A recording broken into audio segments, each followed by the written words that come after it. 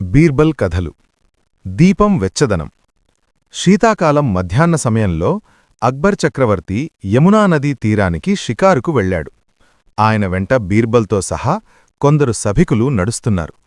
మందగమనంతో సాగుతున్న నదీజలాలను చూస్తూ శీతల వాయువులు మంచుకొండల నుంచి మోసుకొచ్చిన చల్లదనాన్ని నదీజలాల్లో కలిపి వాటికి మరింత చల్లదనం సమకూరుస్తున్నాయి అన్నాడు చక్రవర్తి.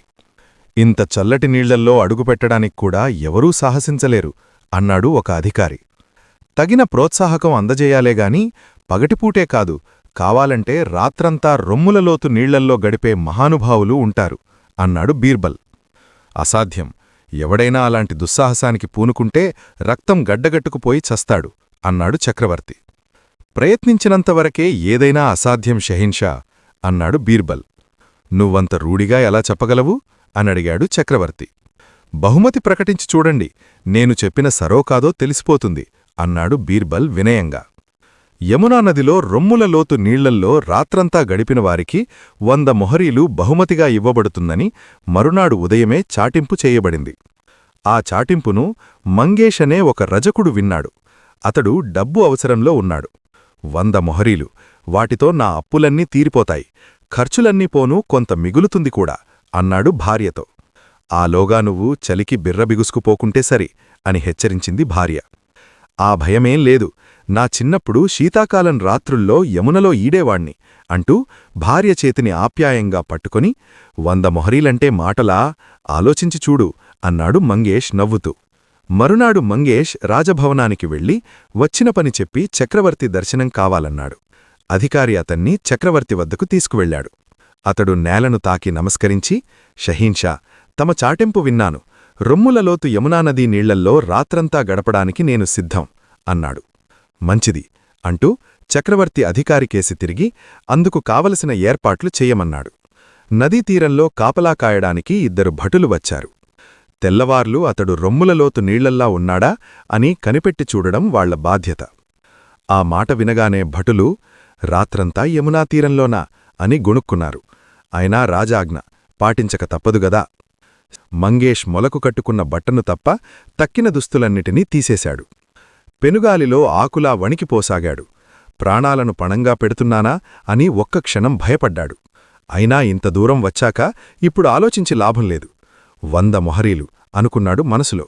ఒక్క రాత్రి చలిబాధను తట్టుకొని నిలబడితే 100 మొహరీలు నా చేతిలో అనే ఆలోచనతో ధైర్యాన్ని కూడదీసుకుంటూ చీకటి కమ్ముకోవడంతో నక్షత్రాలు ఒక్కొక్కటిగా మెరవసాగాయి.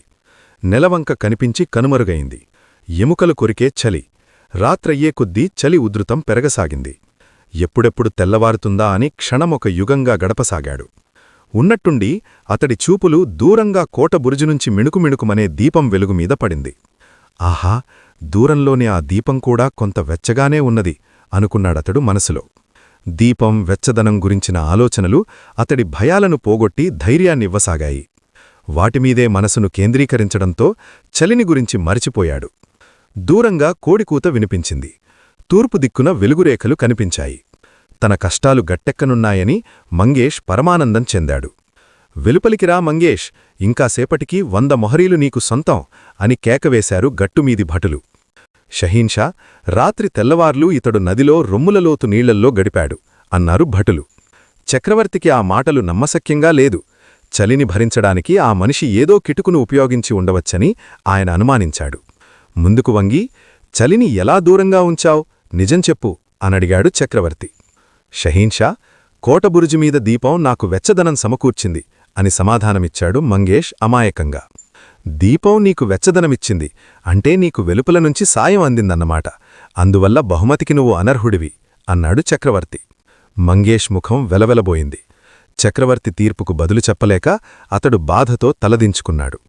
బీర్బల్ కూడా ఆశ్చర్యపోయాడు, కాని ఒక్క మాట మాట్లాడలేదు. ఆశాభంగానికి గురైన మంగేష్ వంగి నమస్కరించి భారంగా అడుగులు వేసుకుంటూ వెళ్ళిపోవడం మౌనంగా చూస్తుండిపోయాడు. బహుమతిని ఆశించి మంగేష్ ప్రాణాంతకమైన చలిని భరించాడు. కాని అతడి ఆశ ఫలించలేదు. మంగేష్కు తీరని అన్యాయం జరిగిందని బీర్బల్ భావించాడు. అతడికి ఎలాగైనా న్యాయం జరిగేలా చూడాలని నిర్ణయించాడు. మరునాడు ఇంటివద్ద తనకు అత్యవసరమైన పనిపడిందని, అందువల్ల ఆ రోజు సభకు రాలేనని చక్రవర్తికి కబురు పంపాడు.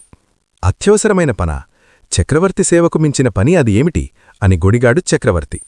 బీర్బలంటే అసూయగల కొందరు సభికులు సంతోషించారు.